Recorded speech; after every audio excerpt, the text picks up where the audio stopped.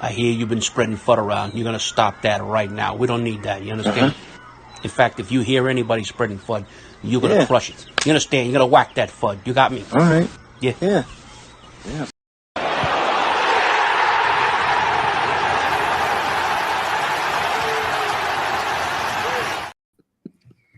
Hey, everybody. Welcome back to the show. That's a good one. Hello, my friends. Welcome back to the show that never ends. Come inside. Come inside.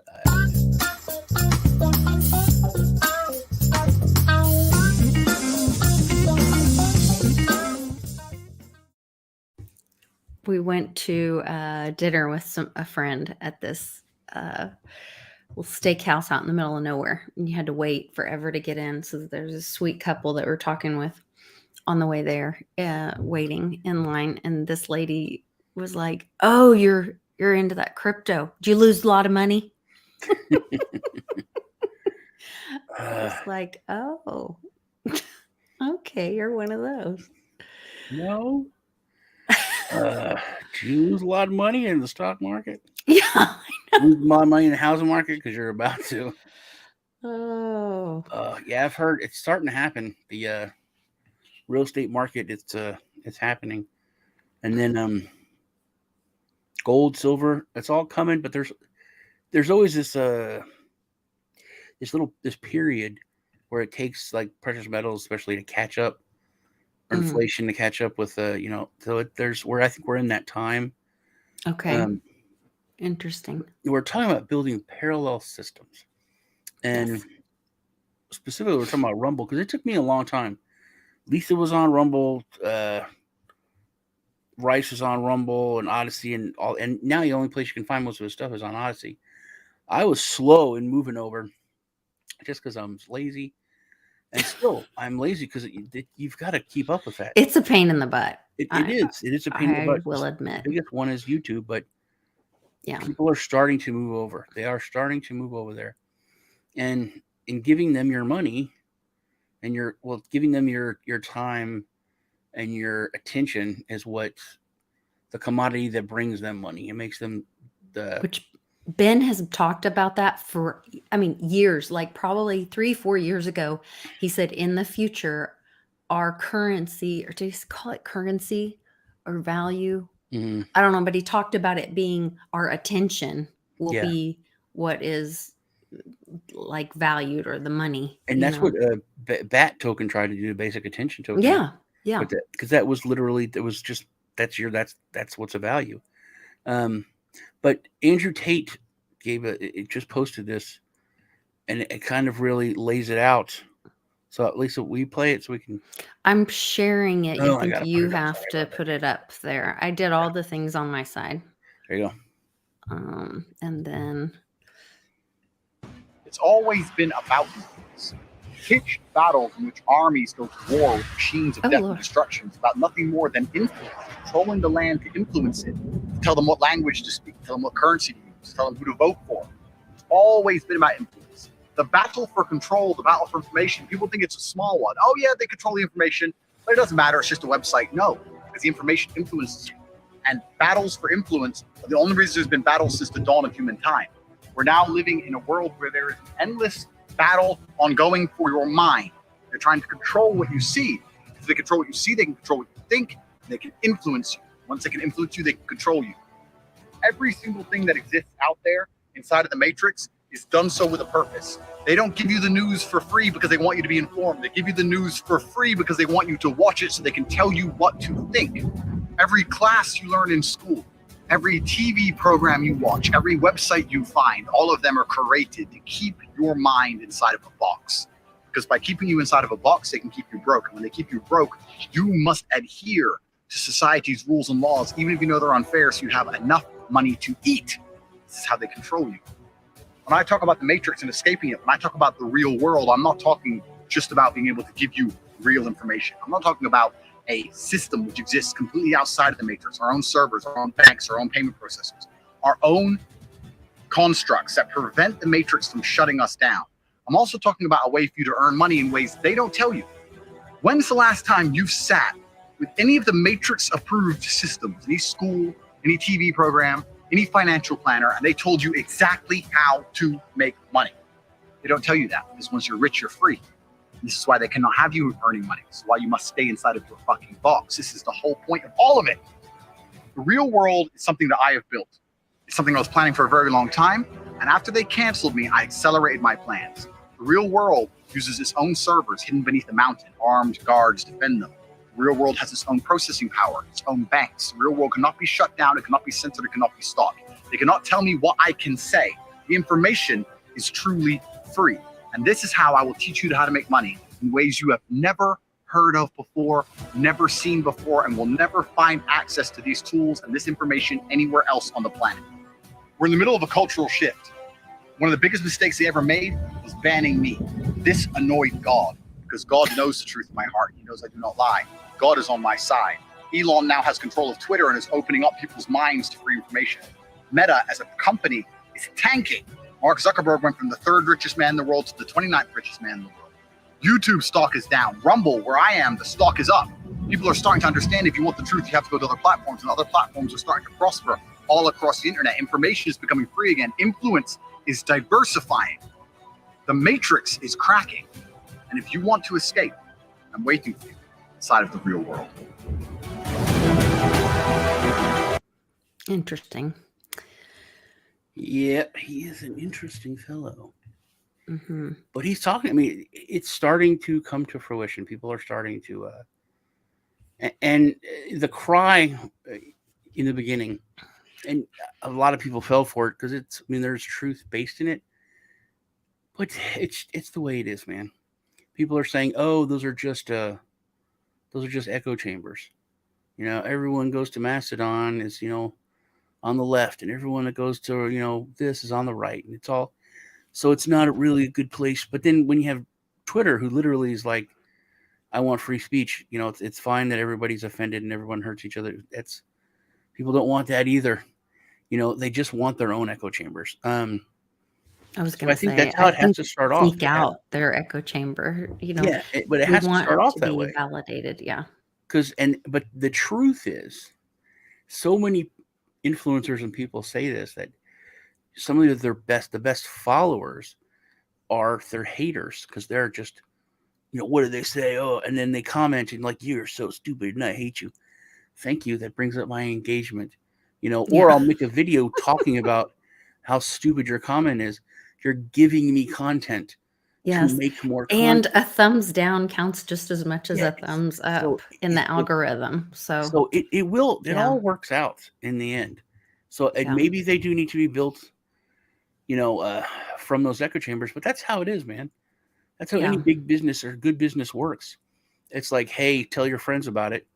And then you have a certain group of people that come in, but then they have friends that aren't in that circle. That's where a free market works. But that's where we haven't had access to free markets. And that goes back to when we were talking on my channel earlier about Trump Jr. trying to build parallel systems and parallel businesses and opportunities, because like when they're doing things like canceling their bank accounts, or when we saw what happened with the truckers, and there was just another example of that. I think you and I talked about it in a chat. I'm trying to think. Speak parallel systems. When's the last time you wrote a check? I have to write one at least once a year for school. The last time I wrote was for insurance, and it was some weird thing like it was when I was working for Microsoft, and it's like I had to pay a certain amount because it didn't come out of my check, and it had to be by my paycheck to bring it up to current. And I had to have like a date on. So anyway, I had to find my checkbook, which is the real thing. I asked my checkbook's over there. Haven't opened it since then, which has been like 4 years. Yeah. But I literally looked at my check, and I was like, I forgot how to write a check. I mean, I know like you write the name, but I was like, do I put the like 75 cents over $1 and then put a line, or do I do a line and then put it at the end of the line? I was like, all the details. Yeah. I literally had to look it up, how to write a check. I was Yeah. like, that is ridiculous. That is silly. Well, kids now don't even have a clue how to write a check, much less balance their bank account. Charlie was telling a story about when he bought his first truck and, I guess he missed payments or something. And and he was like, oh, well, nothing happened to me, and then they came and repoed his truck. And so he got the money together and went back to the bank that he got the loan from. And the bank owner brought him in and sat him down and went through his check register with him and taught him how to do it, because nobody had taught him. His school hadn't taught him, his parents hadn't taught him. And if he had not walked through those life skills, and that's what so I had lunch with two friends of mine that they've fostered and adopted kiddos, and their kiddos have some medical challenges, some special needs, like some of my kids. And so we talked about, with these schooling and all this, that, what are our goals with public school or with government school, as you say, or with any school, with raising our children to be adults and be successful in life? And what is success? What is that for each child? And for a lot of us, it's about having life skills. That's the shift I think that you're seeing, and I'm seeing with what you're doing. Because my nephew was over, finally came over, and they opened their Christmas presents yesterday. Mm-hmm. Oh, and nice. He was telling me about how he's making this first-person shooter game. And then I started telling him about you and Canon, how he's learning to code. And she's like, yeah, I'm learning how to code this and this, and I want to learn how to do Python. He's like 11 or 10. Oh, cool. But he was telling me about, how he's building this game and blah, blah, blah. And it's so much more. When parents took back just a part of their education of their kids, you're really just starting to put their foot back into that realm. The education has improved, and just as an outsider, me seeing it so much, because parents want kids to have real life skills that they can use. It's not about, and I think government school, you got to call it what it is, was making good taxpayers, was making people able to be told what to do, to memorize it and to spit it out, and their memorization, and were graded on it.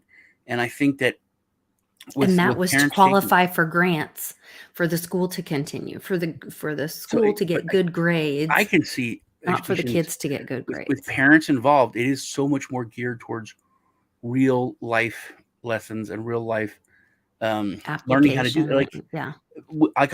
Learned how to write a check. It was called a consumer math, and then there was some other one, I forget what it was. It was business math or something, but it was, they taught you how to do a job application and things that I already had done. I already knew how to do it. I got it as an easy grade, but there's people that didn't know that. There's people that don't know that. And with government schools having taken control, we're talking about writing a check. Kids don't know how to sign. They don't know cursive. They don't know how to write anymore. That class is gone. Before, when I was in school, we had typing class. It was an elective. Now it's a requirement. It's called keyboarding. But kids don't learn how to write cursive. And think about the significance of that, because if you can separate a generation from, so Nana writes in cursive, beautiful handwriting, and she writes Canon a note in his Christmas card, and he's like, it's like hieroglyphics. Yeah. He's like, I can't read this. History can be destroyed in, I think it's 2 generations. History can be forgotten. So if you remove the ability to read that history by taking away cursive, then it's another way for them to destroy history. They're taking down the statues. They used to be able to burn books. Thankfully, we have blockchain now. Speaking of building parallel systems, talking about parallel systems without blockchain, which the majority of systems don't have it. Just going digital, we talked about on World Blockchain Roundtable, how much easier it is to rewrite history, because Yeah. you can rewrite history all over the world now in your Digital, office. yeah. Before, you had to go to that country, gather the books, and burn them. It was a very laborious process, and you had to fight people to get that and to burn those books. Now it's so much easier. You can do it all from a centralized location without blockchain. That's one of the reasons why blockchain is so important when it comes to that, because you can't burn those blocks. Well, I mean, maybe you could if you roll it back, but then that's a whole nother argument. But or you could have a new vote on top of it, a new consensus on top, but it wouldn't be rolling it back. It would still exist, right? AI can't read cursive, really? I don't know. I don't know, but oh, Silver Jim says that. That is interesting. I don't know, but that's just another way. I think that's like you decide what's important, because and with globalization, and you can't. I have always been a globalist my whole life. I think everyone that's a peaceful, smart person has always been a globalist. I think that term has been co-opted, and you can't say you like because it science says you fiction. love humanity. Is that kind of your thought? When you think of some other world, you don't think that world's broken up into 100 different places. You're Right. like, oh, go to Zaxxon 7. Those are the Zaxxonians. Right. Everyone from that planet is one person, one group. That's how we think. We don't think about that here on Earth. It's all a bunch of different countries, and I've always thought of globalism as a peaceful, uniting. And that brings me to what I really wanted to talk about today, with the Marines. But my point is about the education. Other countries, them kids in China, them kids in Russia, them kids in other countries, they're learning how to write in cursive. They're learning how to read in cursive. Your kids, when they enter the workforce, are going to be up against kids that had to learn 2 to 3 languages. Right. They had to learn their own language and English, and they had to learn to read, write in different languages. And your kids can't even read and write in their own language. They can't write. They can only print. So it's just from an economic standpoint, you're not getting kids ready for the real world without teaching them writing. It's just not. It's dumb. But that's also the argument that government schools have been making kids dumber for years, so they're easier to control.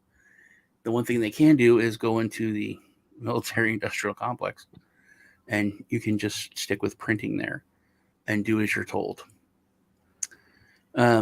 Which there was a survey or poll today that said, do you think that the military would take up arms against U.S. citizens if they were told to? And then and a friend of mine, DJ, I think it's DJ Crypto is his handle, but I just call him DJ. Anyway, on Twitter, he sent it to me, and he's like, I thought the comments on this were really startling. And when you read through it, and then it showed all these examples where that had actually happened in the past. Well, that is interesting. Yeah. Everyone always said when I was in high school that, oh, you're going to be a doctor. Look at how you write. You have beautiful handwriting, huh? But which was really rough because my mom had really nice handwriting, so I could never forge her signature on anything. Funny story real quick. So there's this girl named Lisa, and she wrote me a note one time. Or no, I had her sign my report card. And then I just started having her sign everything for me and write notes and everything. So that if my mom wrote a note one time and they called her, they're like, this doesn't look like your handwriting.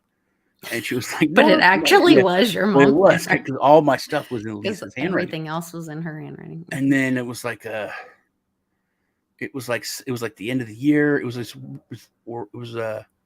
I had to get this signed. It was a really big deal. I was like, here, sign this. And she was like, $20, Sean. I was like, what? I was like, no, come on, you need to sign. She said, yeah, $20. It's like I've been waiting for this all year, leading up to this. Now you need me to sign this $20. I was like, Lisa, you're a terrible person. But you're talking about, okay, so the military, this is something I thought about. The Marines have been around longer than any other fighting force. They were the first military that the United States government ever had. Okay. Um, I thought the Army was. I didn't realize the Marines were first. There's the Marines. Interesting. The Marines, in all honesty, if you look at them, they are the only really military. They're an army. They're amphibious. They're in the air. I didn't think they were in space, but when you just showed that article, it said Marine space. Well, and last year, the NDAA, not this past December, not December 22nd or 22, but the previous year when Public and I read through the whole thing and that huge funding shift happened, all the funding, or a lot of the funding, all the bases, a ton of bases, and a lot of the funding went to shift to the Marines and Space Force. Well, my point is the Marines. They are a catch-all. To whereas, let's say you got rid of the Army and you got rid of the Air Force, you got rid of the Navy, you've still got the Marines is a good catch-all fighting force.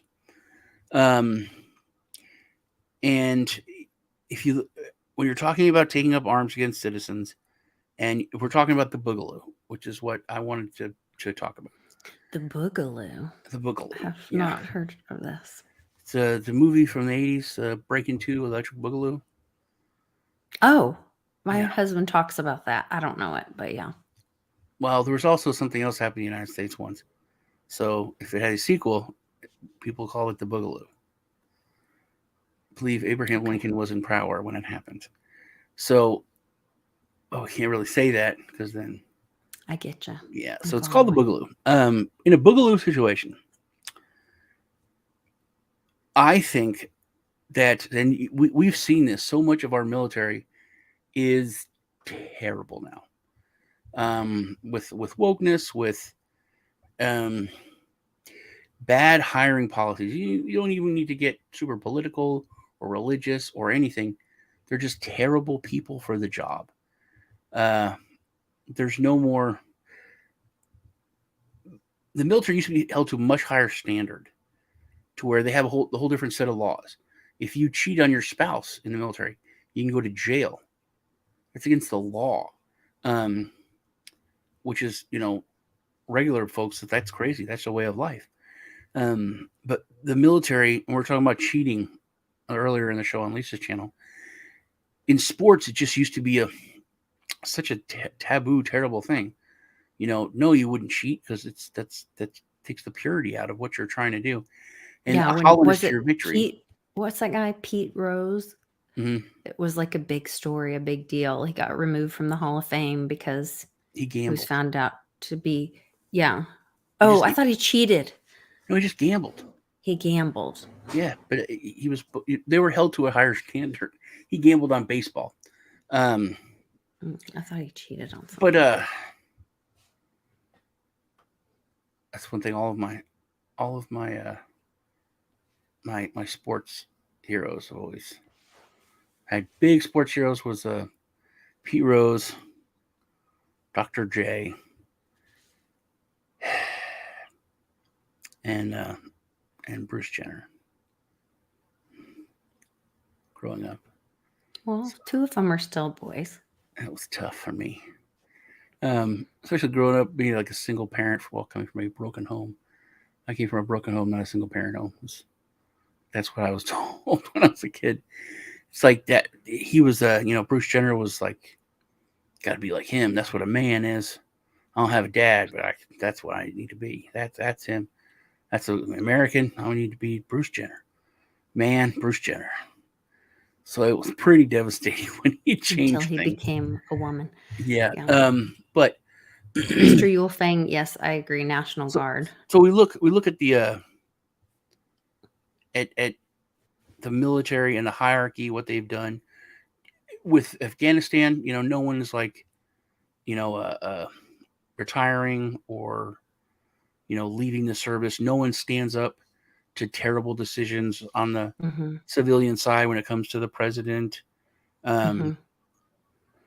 Even in Canada, the personal like security, the highest personal security officer stood up against Trudeau and said, if this goes against the Constitution that I took an oath to, I have to step down. In Canada also, just the trucker thing had nothing to do with the military or anything, but there were people in the military who made videos and they're like, I'm leaving the military, Canadian military, because of this. It was a way of them protesting, like, no, this is terribly wrong. That our I don't government want to be should not connected be to the doing government this. or defend the government anymore. Wow. Interesting. That's the mindset of how all military people were. Like when I was growing up, especially. Mm-hmm. Yeah. But that has changed dramatically. And you can look at the recruitment ads. And they're, I was going to have the recruitment ads you could play, like the cartoon ads, and I got 2 moms. And who cares? Like, the military wants you to know that they're super woke and we're all inclusive. And that's why all of their recruitment is down to record low numbers. Because that's not why people join the military. There's a lot of people that join the military just for college benefits, but college benefits are getting a lot easier to get than they used to. Pell Grants and other things. You can go to school. Anybody can go to school if they want to. Community college. Well, I know I have a nephew who's brilliant, and he took the ASVAB or whatever test and scored really high, and was actually being recruited by, I believe it was the Navy, maybe it was the Air Force, I can't remember, but for intelligence work. And they went into it, and then they started like meeting the other people that were in there. And you're right, the quality of the people that are in, he's like, that's not, so he was raised with this very Americana, and the military's great, and they're these strong men and whatever. And he's like, then you get in there and he's like, they're a bunch of dweebs. And so maybe you're right. Like that's just, that's not the military I have been raised not the Army around, and what I had thought That is not the Army that I grew up around. And you can see it, and watch all the recruitment ads. There's ones that compare like the Chinese, ads, the Russian. They're all like, we're badasses. And the other one's like, hey, we care about your feelings. Drill instructors aren't allowed to yell anymore at people. It's like a skit from Saturday Night Live. It's funny, but it's not. Okay. The one branch that has not changed is the Marines. It is night and day. If you look at their recruitment, interesting. Tactics. If you look at their commercials, they're still, hey, we're the Marines. We kill people and we blow stuff up. We're badasses. That's it. And I remember during Somalia was, and with Desert Storm, Desert Shield, that was the first time where war was televised, like in real time. You could, watch it. And it was this weird thing that had never happened before. And when Somalia happened, like the journalists were landed before the military. They were on the beach. And like I remember the soldiers landing on the beach in their amphibious vehicles were like, because there were those bright lights from the cameras, they were like freaked out. Like, what are you doing here? We're landing. It's like if they landed on Normandy. And they had press passes, so the Germans were like trying to not shoot them or something. It was so confusing. If you can go back and find those, and the soldiers were like grabbing the press people and like having them like lay down because they're like, we're invading right now. What? Right. We're invading. This is a war. Stop it! What are you doing? I'm invading my friends. You can't come film me. Yeah. So it was this weird thing, and then the military was moving to we're going to be the world's police. And Rush Limbaugh was like, hey, that's not what the military does. Yeah. It's going to cost us more money. People are going to get killed. The military kill people and blow stuff up. That's all they do. If you want other stuff, there's other agencies and other groups, the UN, do whatever. But our military needs to just kill people and blow stuff up. That's it. Or else it's going to be super expensive and it's going to get people killed. And it's not what we do. So the Marines still have this focus on that. So getting to the Boogaloo thing, I think, especially in the upper brass, a lot of the upper brass will follow orders because they follow orders. If you look at what happened in Afghanistan, they don't care about soldiers. They don't care about friends. They don't care about allies.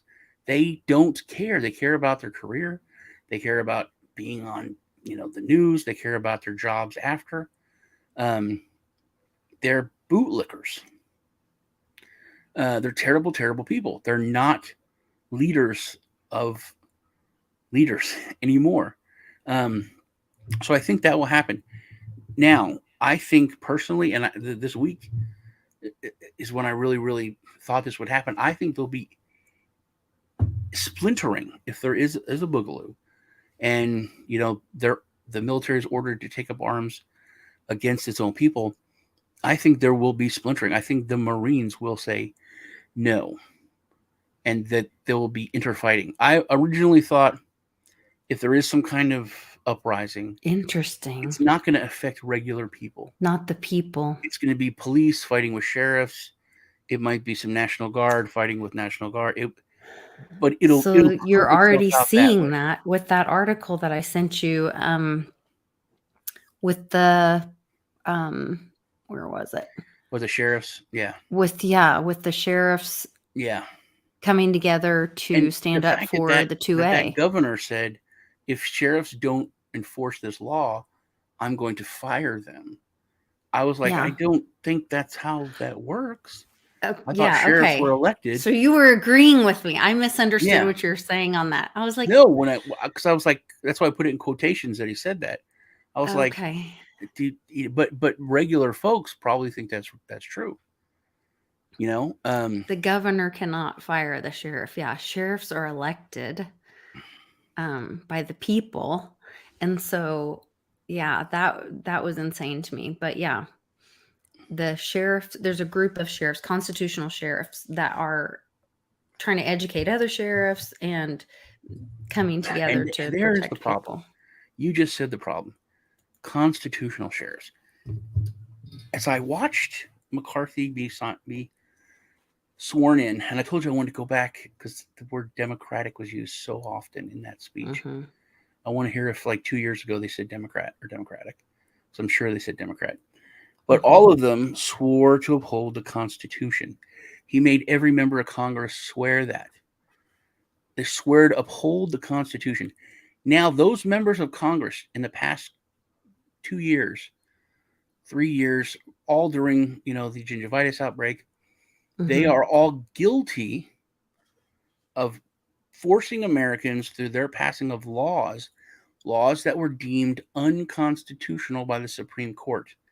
So all of them have broken their oath to uphold and defend the Constitution by passing laws that broke the Constitution. But none of them are beholden to their oath because of the qualified immunity or whatever. I don't think so. What's the point of even taking? I don't think they have qualified immunity. Only federal agents do. No. They have something called. So I looked this up. They have something called. It's not qualified. Sovereign. It's sovereign immunity. So what's the point of them taking an oath when they do not have to be beholden to that oath? Well, I want to know what sovereign immunity is then, because I thought you were. I looked it up. Different word. No, I looked it up and we talked about it on. So what police have is qualified immunity. That means they can lose it. Like last week, these 2 EMTs had it first, I believe. So let's say that an EMT saves your life, but he breaks your arm while he's doing it. You can't sue him for breaking your arm. Because he did it to save your life. Or if he's giving you CPR and he breaks your rib, it doesn't matter. You can't sue him. He was saving your life. That's qualified immunity. No, but sovereign immunity is different. So this is talking about because they are of the state. It's where crown or immunity. Okay, sovereign immunity or crown immunity is a legal doctrine whereby a sovereign state cannot commit a legal wrong and is immune from civil suit or criminal prostitution. Not prostitution, I'm sorry. Yeah. I'm thinking of Joe Biden or Davos. Sorry. From from civil suit or criminal prosecution. Strictly speaking, in So- modern texts, its own courts. A similar stronger rule as regards foreign Oh courts. my has God, that is terrible. state So they immunity. literally are not. because I was literally gonna to try to talk to a congressman about that. And I'm like, hey, you took an oath to uphold the Constitution. They all broke their oath in passing a care. law that was deemed Can't be held. unconstitutional. They should be held accountable. So Can't be that held accountable. they know what they're freaking doing. They know they cannot be held accountable in their sovereign own courts. immunity needs to go. And if Yeah. it did, like I was telling you in our group chat, even if they had to do 30 days in jail, Yeah. they would read the damn bills, because they don't read the bills now. They would read the bill, and they would definitely, hey, this could be construed as unconstitutional. We Mhm. might get put in jail for 30 days. I'm not gonna vote on this. I'm not gonna pass this. But that's how we need to rebuild the systems like that.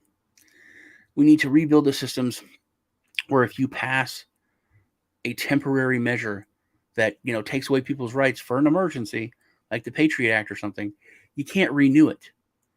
It can't be I renewed agree. if the people that voted on it in the first time and said it was temporary, none of them can be in office. So if you want to renew it, anyone that was there for the first vote has to resign.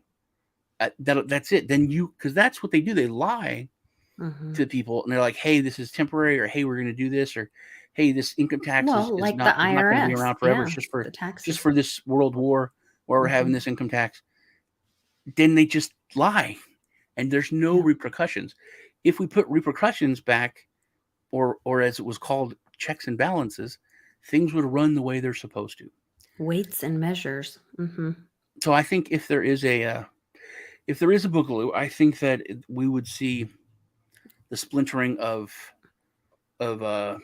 military whole Within branches themselves. at Yeah, first. that And makes then a I lot think of those sense. branches would have infighting, and then I think the people are always going to win. I mean, that's what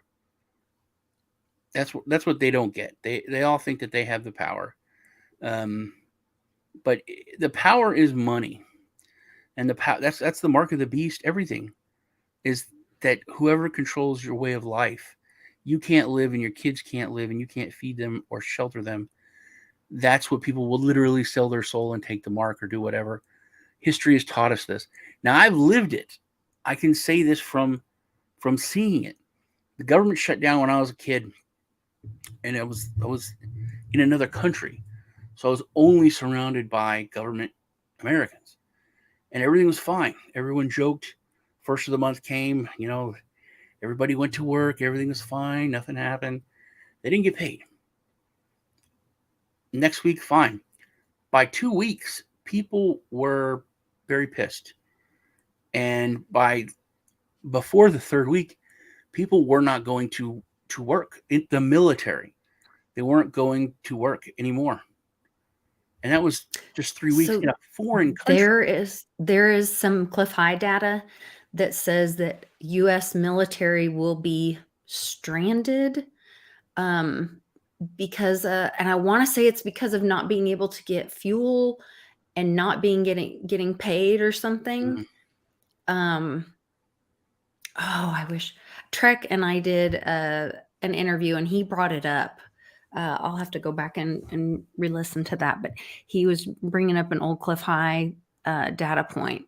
And I could see something like that happening now. And like you said, taking, a week or so, and then it's like, oh, well, it'll be here next week. And by the next pay period coming out, and they still don't have their money, and people have run out of supplies and whatever, and not getting answers. Yeah. So with this debt we can say, and in our mind, and I know that's what you think, because it's what I think, that, oh, it can't happen to us. These things can't happen to America. It can't happen here. We're too big. It's not, no. But Russians or Soviets thought that. They were the world power. They were our equal. So many other countries thought the same thing we do. And they learned it's not that way. Everyone's the same. Every great empire has fallen. And the United States is just the great empire right now. Venezuela is so perfect. And it's so easy for us to dismiss them.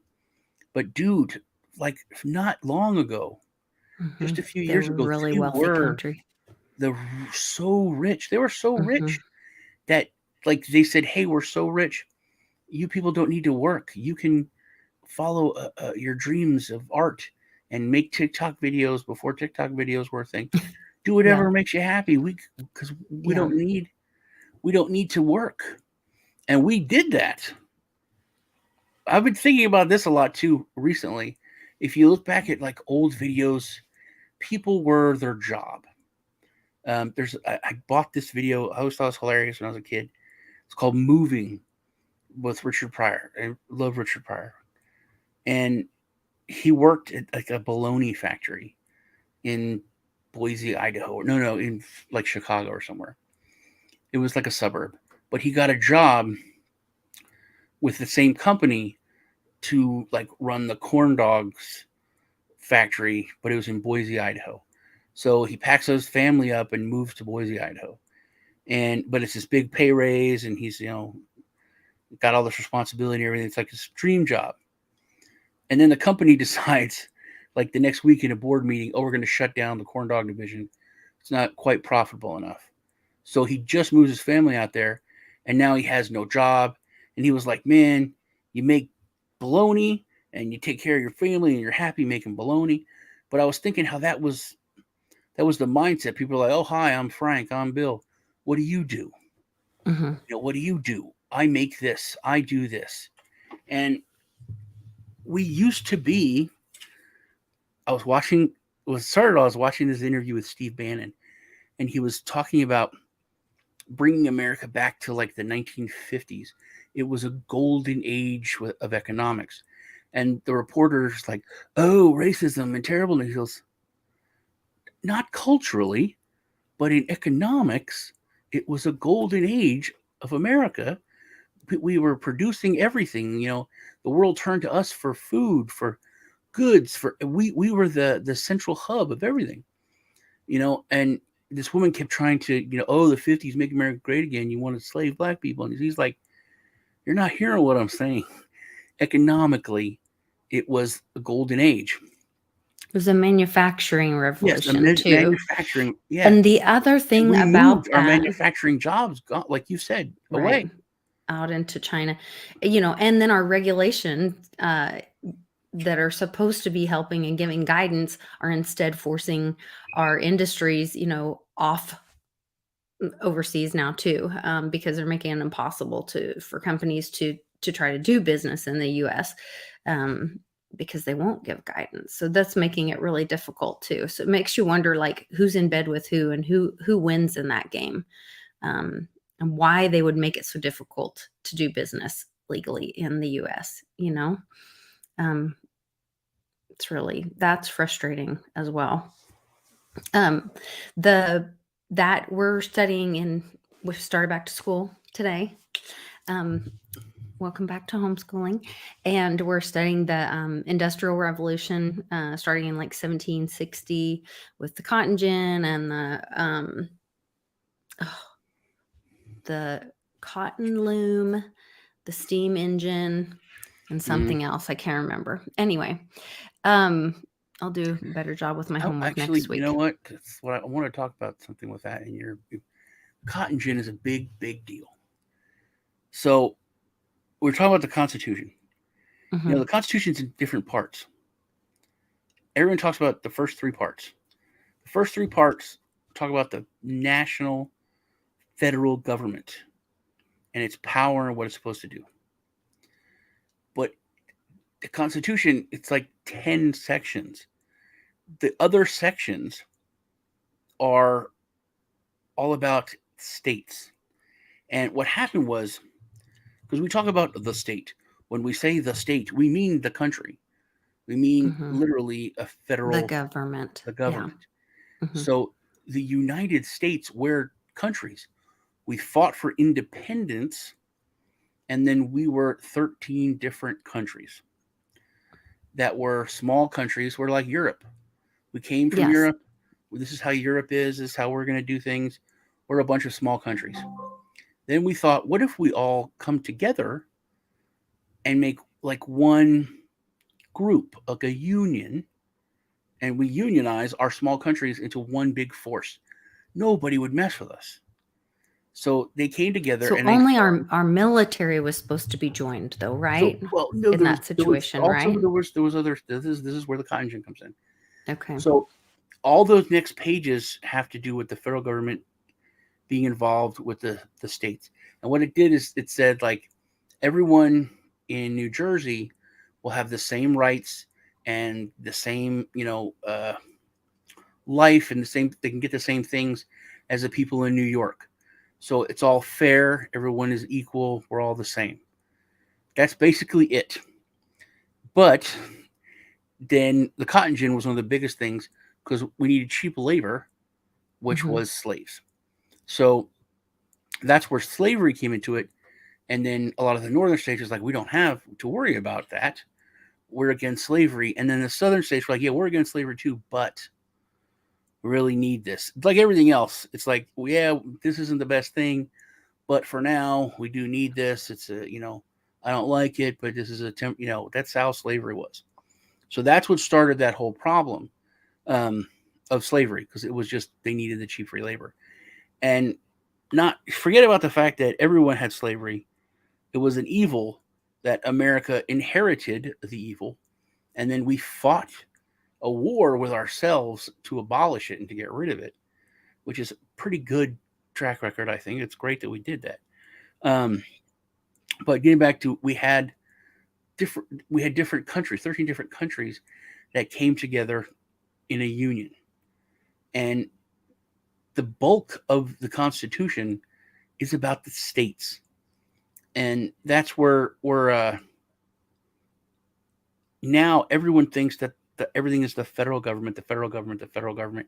We need to get back to the states' rights. The states, and that's just, I hate the word because it's such a catchphrase. States' rights, states' rights. It's been co-opted. There's a new Greater California movement. Did you hear about that? No.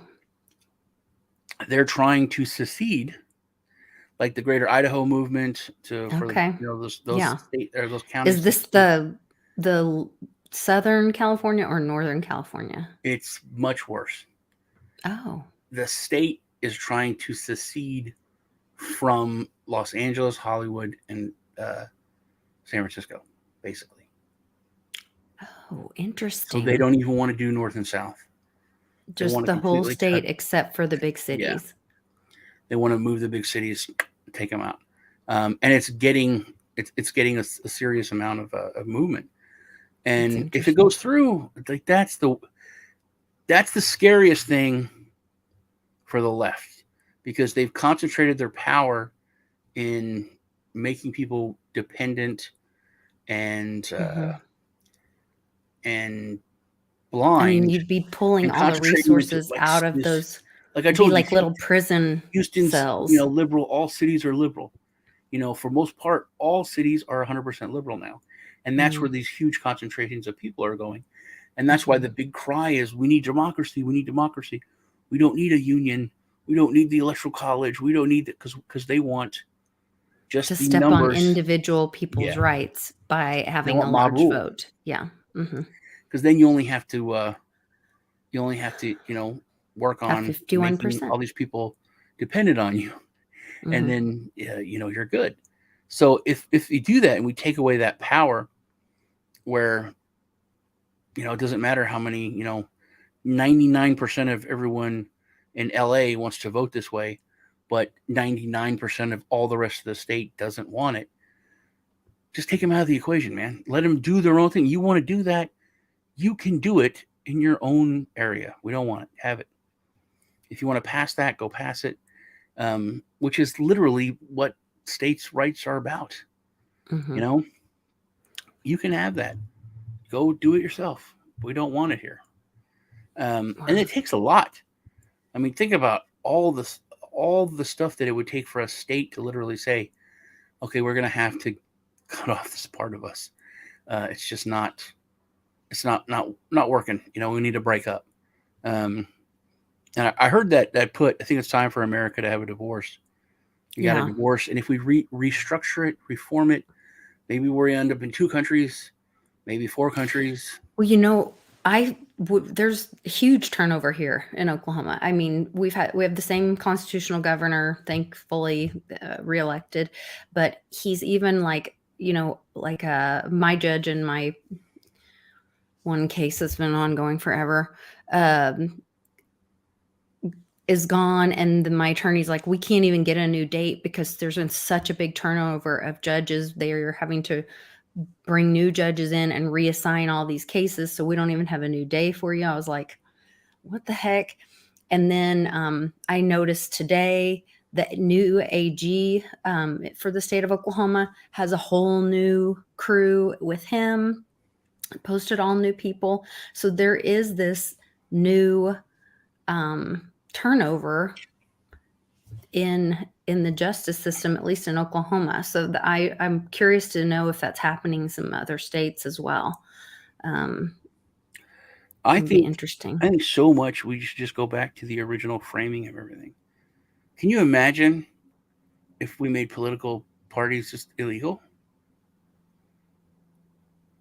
Well, so when I slipped up and said prostitution instead of prosecution earlier, Mm-hmm. I don't know if I showed that video this week yet, but where Biden is speaking we all know he's been in forever, but he is years and years ago where he says, you should make fundraising for politicians illegal because it's demoralizing and it makes you like a prostitute because you're beholden to whoever you have to go fundraise from. You are beholden to whatever they want. So you're already going into office beholden to some group or idea. So you can't represent what the people want you to say. So you already know that you're going in dirty. And he literally used the words prostitution. And I thought, well, there's a one time he's being honest, but it does make sense. Like, I hate that it's whoever, they're raising millions and millions of dollars, and whoever raises the most, well, he didn't raise enough money, so he can't get in. Like, also, the fact why that are they we have not to do that is nominating and voting the wrong. best your job, people we sent you there to do this job. Yeah. And now literally 30%, even, or usually it's like 50 or 60, but let's say it's 30% of your time is needs to be fundraising. spent to fundraise money. That just, that's counterproductive. And the reason, AOC is now worth $30 million after being a bartender and now a congresswoman for a few years. She's worth $30 million.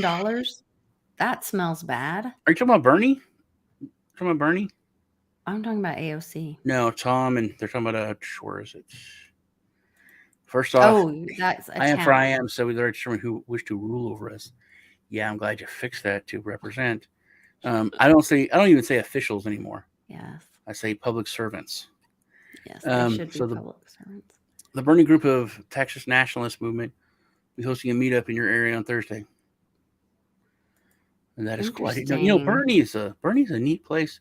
That's where Demolition Ranch is.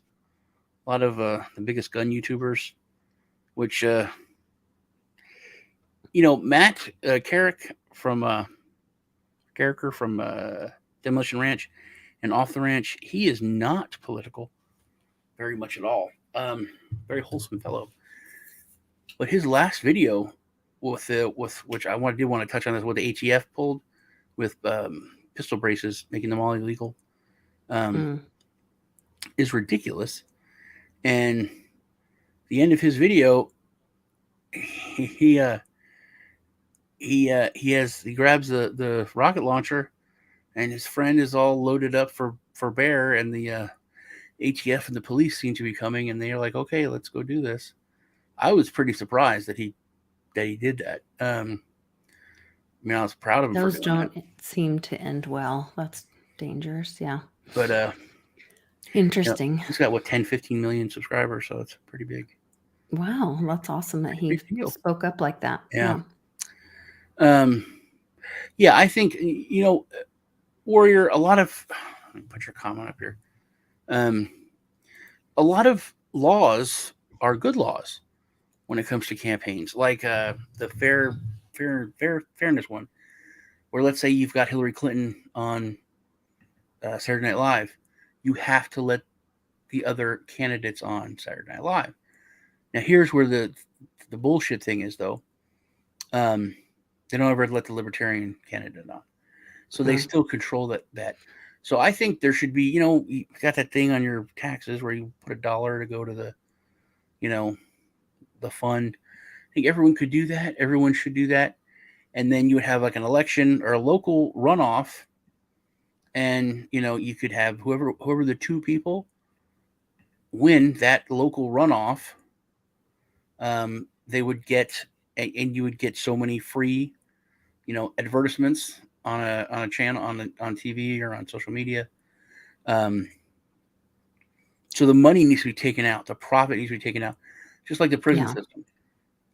Anywhere where you can exploit people for financial gain, that needs to be stopped.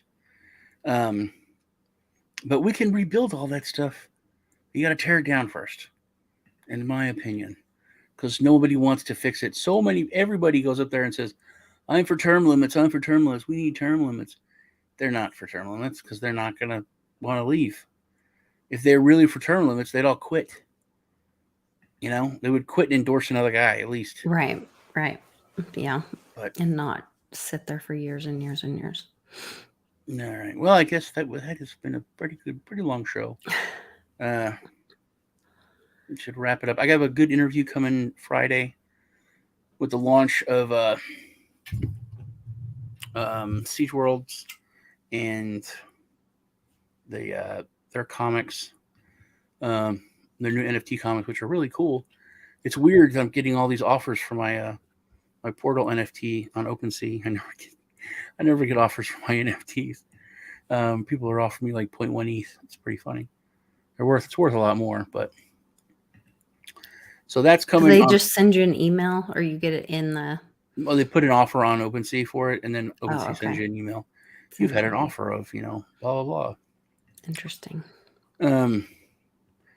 So check me and Lisa out Thursday on Dragon Chain at 11 Eastern, 10 Central. You know what we're talking about? Not this week. Is it Parallel Systems? Let me look at the calendar. See, the Parallel Systems was last week or it's this week? I can't see. I have to look it up in my email because I'm like, oh wait. No, am I organized? You just go to Dragon Chain. You should see it. But we'll be there Thursday and Wednesday. It's family night. But I think I was going to do the interview on Thursday. On Wednesday, I'm doing it Friday. I have a video coming out tonight on Easy Gold, which was kind of cool. You'd like it. It's a precious metals and cool. Currency. Yeah, they're doing it, and it's an STO. It's a security token. So it's 100. It's like not trying to not be a security. It's a security token. And then they're using that money to buy raw gold, and they have a company in Germany, in Stuttgart, that refines the raw gold into the 0.999 pure bars, sells that, and then they take the profits from that, and then they share the profits with the token holders. So you're incentivized to hold the token. And then the longer you hold the token, the more of a profit share you get, which is kind of cool. Up to 50%, which is pretty cool. Which I hold it 10 years. I think it's like 5%, like the first 2 or 3 years, and then goes to 3% or 8%, 10, 15, and then up. But anyway, yeah, it's like I say in the video, it's like real world, money, like God's money with the people's money with crypto. It's kind of cool. That's cool.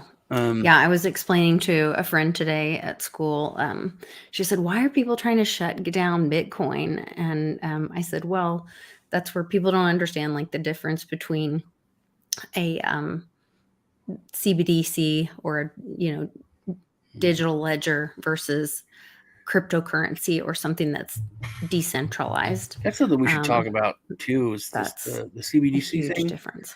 I think that's going to be the beginning of like the end of the dollar, Mhm. because especially with you were just talking about how Saudi Arabia said they would settle debts in other currencies. Yeah, I a think lot of those- countries are moving to gold.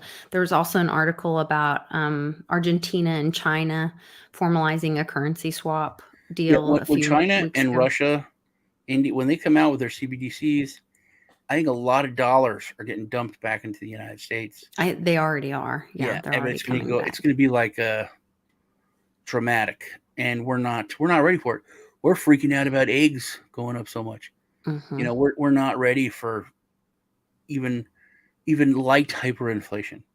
We just have inflation, and it's insane. Yeah. So I think that's going to be like the catalyst. I think that kills it. That kills us is going to be the CBDC. I agree with you. I think it'll go quickly when it does. So, well, thank you guys all for watching. Great questions in the chat. We always have great questions in the chat. I Am for I Am's in there. Make sure you go follow his channel and check out what he's doing too. You guys take care, and I will see you all later. Hey, man, I'm telling you, man, you got to get yourself some of that Bitcoin, man. You go on the internet, you click. You got to steal some Bitcoin and put in your wallet, and you hodl it. They call it hodl. You hodl that and get money. You're going to be a Bitcoin millionaire right now. I hit the button, and it didn't do it.